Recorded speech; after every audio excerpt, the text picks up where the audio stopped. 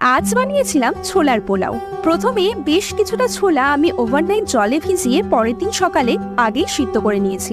এরপর পোলাওটা বানাতে কড়াইতে অল্প সাদা তেল দিয়ে তাতে অ্যাড করেছি একটু গোটা গরম মশলা, তেজপাতা আর একটু গোটা জিরে।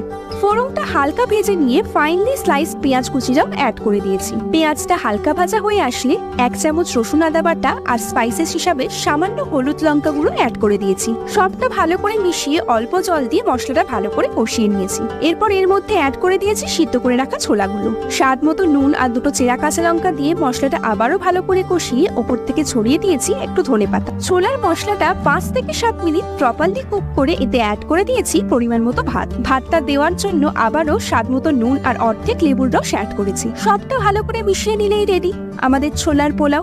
মাঝে মধ্যে এরকম 1 pot ডিশ নিজেদের জন্য টুক করে বানিয়ে ফেলাটা মন্দ অপশন নয় কিন্তু। এখন সাবস্ক্রাইব ফর মোর।